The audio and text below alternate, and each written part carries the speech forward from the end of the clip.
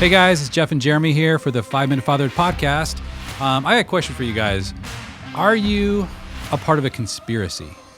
Now this word has kind of a little bit of a loaded meaning in our culture, but I'm reading a book called Conspiracy, and it's really a fun book. It's by Ryan Holiday, and it's about that crazy event that happened when Peter Thiel, the famous tech investor, teamed up with Hulk Hogan, the famous wrestler, to take down a massive multimedia giant called Gawker through about a 10-year conspiracy. It's a crazy story, has nothing to do with fatherhood except for this. When I was reading the introduction of the book, the author made this statement. It really got me thinking about fatherhood. He said, he talks about this word conspiracy, and he's like, it's got so many negative connotations in our culture. We always think conspiracies are bad. And then he kind of pushes back on that perspective. He says, perhaps we have too few conspiracies, not too many. I was like, what? Too little scheming rather than too much. What would happen if more people took up plotting, coordinating, how to eliminate what they believe are negative forces and obstacles and tried to wield power in an attempt to change the world? We could almost always use more boldness and less complacency. We could use less telegraphing of our intentions or ambitions and see what secrecy, patience, and planning might accomplish. We could use a little more craziness and disruption even from the people we disagree with. So anyway, I was like, whoa, that's a really interesting way to think about conspiracy. In fact, he's just saying conspiracy is just when people get together and decide to change the world.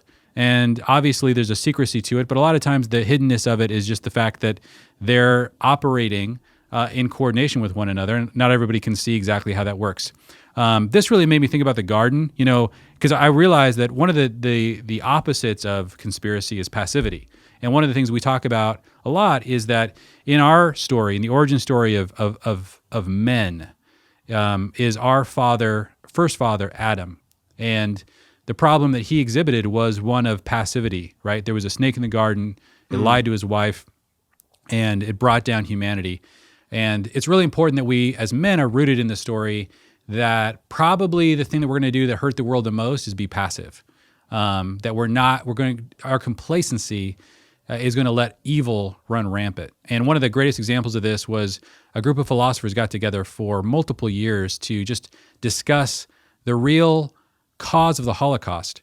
And I remember I was really surprised when I read that their response to the cause was, it's too easy to say Hitler because there's crazy genocidal sociopaths in every culture. They don't always get to the point where they lead the nation or the world into destruction. How did that happen?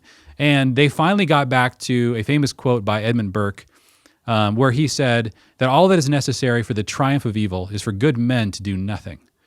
I thought, wow, these philosophers, they just put their finger right on the thing that Genesis 3 is trying to tell men.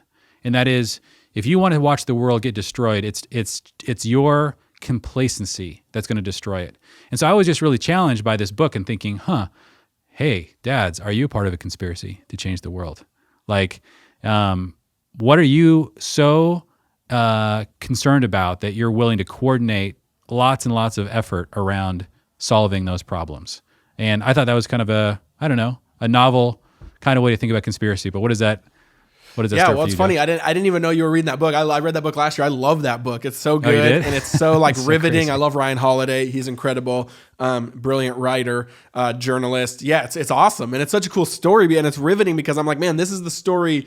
Not that story specifically, but I mean, like, it's riveting because when someone has such a long play and conspires, it's like, you're like, oh, the work, the ingenuity, the genius, the planning, the strategy. And that's what I think we need to realize is that's actually kind of a cool creative word we should think about fatherhood of, like, we're conspiring. That's all it means, right? We sometimes have this like JFK conspiracy thing. It's like, no, conspiracy just means to conspire, usually against something. And we're conspiring as fathers against pushing back darkness and evil and, and being in the mission of God to bring his kingdom here on earth as it is in heaven. And so, yeah, we're conspiring and no one ever did a conspiracy. No one ever pulled off a conspiracy by just kind of sitting on the couch watching a football game, right? You have to actually It's more like the opposite of that classic movie picture of, someone with all the newspaper clippings and all the red yarn, going all across. And it's like, you have to actually be very strategic to be able to pull off a conspiracy.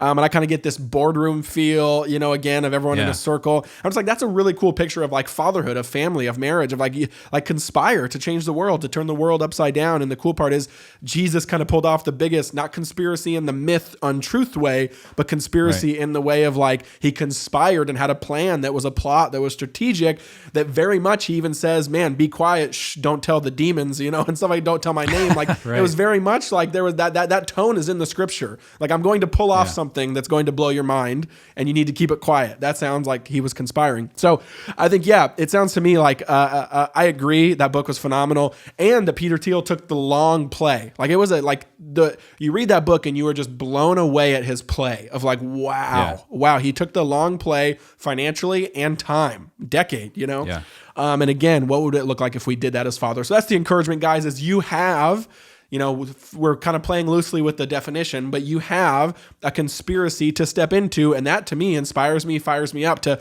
go out and conspire against darkness, against the world, against bad pictures of family and bad pictures of fatherhood. And that is your mission today. Are you willing, and whatever the Mission Impossible thing is, to accept it, or else it'll self-destruct? But that's all we got for you guys. And we hope you're encouraged.